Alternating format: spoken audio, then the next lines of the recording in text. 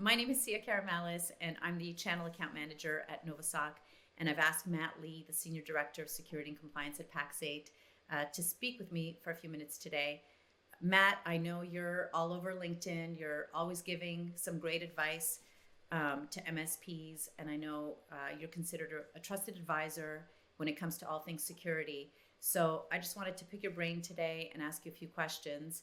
I know that you were also Director of Technology for Iconic IT.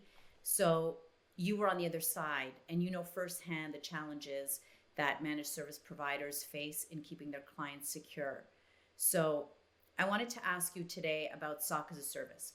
It's become very hot topic, very popular in the security space. So if you can tell us in your words, what exactly is a SOC as a service? Well, first I'll say thanks for having me here, and I really appreciate the kind words, and I'm excited to share some thoughts.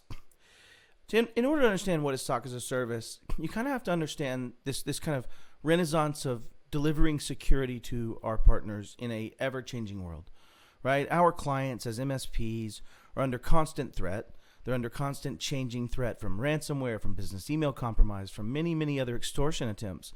And as we try to wrestle with, as an industry, how to solve this, we come upon this kind of maturity cycle where we're starting to actually hit a level of maturity that we realize there's varying degrees of protection needed, and there's varying degrees of capability of discovering and protecting and detecting and identifying.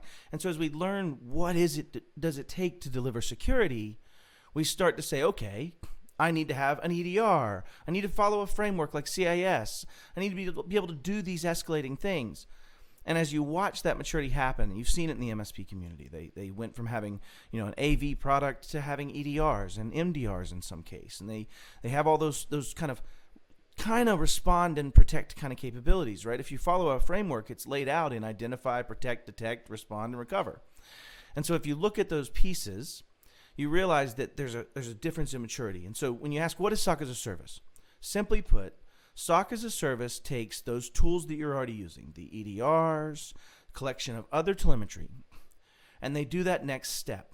They usually bring their own SIM, right? They have their own ability to aggregate data, normalize it, like make it so it's always the same so we can actually do something with it, enrich that data so it has threat intelligence, ISAC and ISAL information. It has things that should be blocked, bad IP address lists, all these different intelligence level things that help you make a determination out of stuff that is seemingly chaos.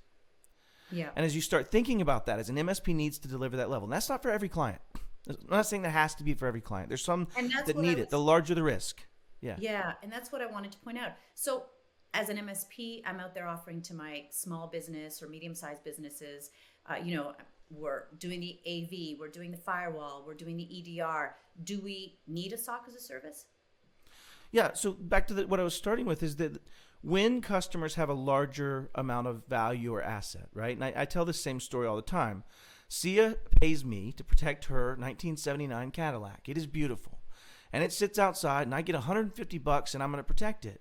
Well, I might sit in a chair and maybe doze off, go to sleep, right? Maybe not be the best person at that. But if Sia had told me that there's $1.5 billion in signed bearer bonds in the back seat of the car, the windows don't roll up, there's no alarm, I might take a very different approach and charge a very different value and charge. And so what I'm saying is that as customers have larger risk of exposure, as customers have larger regulatory risk, HIPAA expansion and the understanding of that risk, as those things happen, as those customers happen, they'll be asking you for those greater capabilities. I want this to be the best it can be. I want to remove all the risk. I want to do the most.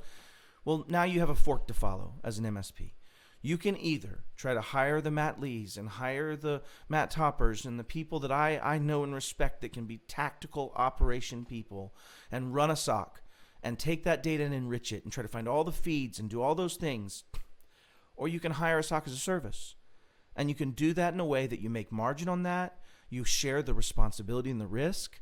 You bring that aggregated data, right? Like I was going to say before, the SOC as a service job is to take all this chaos and bring it down into a meaningful, actionable item that's not false positive prone. That's their job.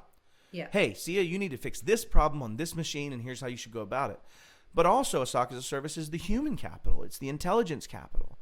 It's the ability to say, I need to call my expert Sia and ask, what do we do here with what I just got? I know it's written, but I need that understanding. I need that gap in my capabilities and knowledge as we're all trying to learn this.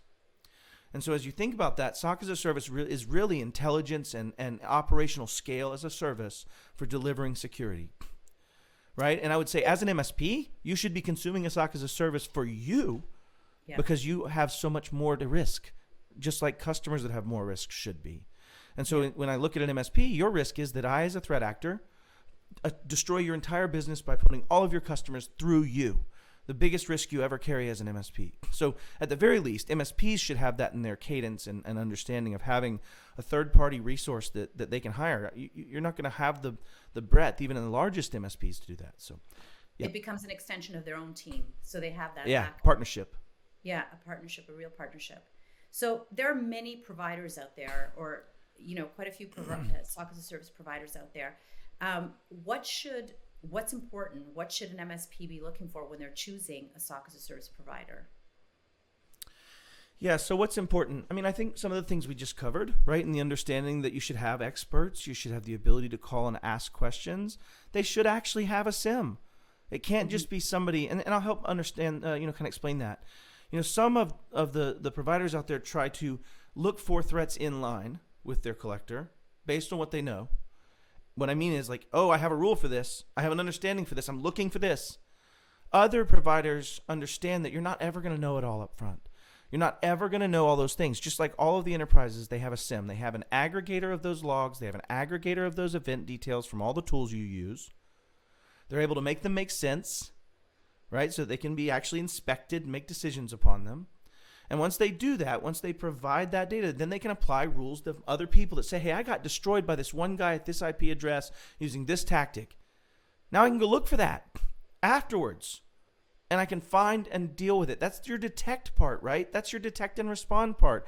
And right. So when you get into that question of, what should you look for, is you should really find somebody that is an expert at what they do, that they provide and gather all the data. They provide their own SIM tools. They have some degree of agnosticism on what they'll ingest. Like they should take SentinelOne and they should take Defender and they should take, right? Because they have to have some degree of the, bell curve of the products covered. Some SOC as a services try to bring in all their tools. They bring in all their antivirus. They bring in all their things. And I think there's some arguments for each way. But when you're looking for SOC as a service, you want a professional. And bringing it back to when we talk about SOC as a service, I would make it like an attorney in the sense that I, as an MSP, could hire an attorney. I could hire a good attorney. I could make sure they have rounded enough capabilities that they could talk about compliance. They can talk about all those things, which is unreasonable to expect. But I could hire one attorney. Maybe I hire three.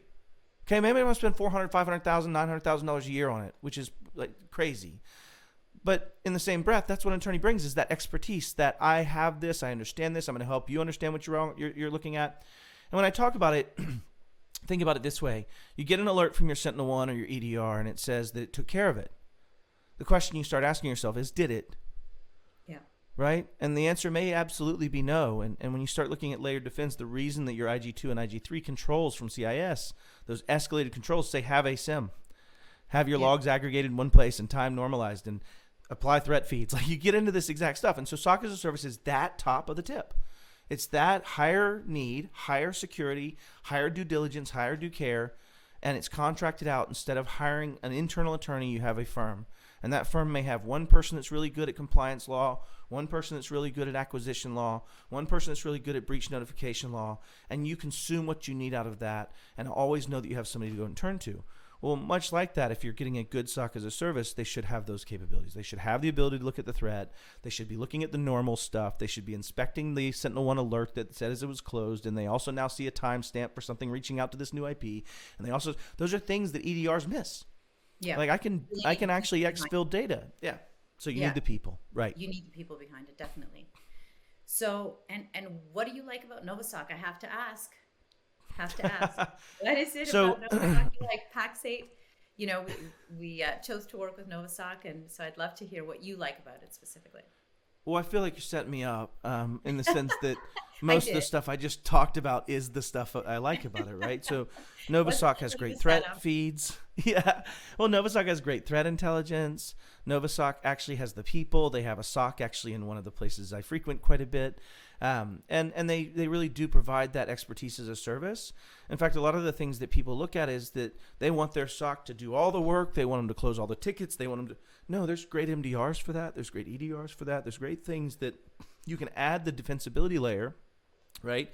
Back to my CIS control discussion.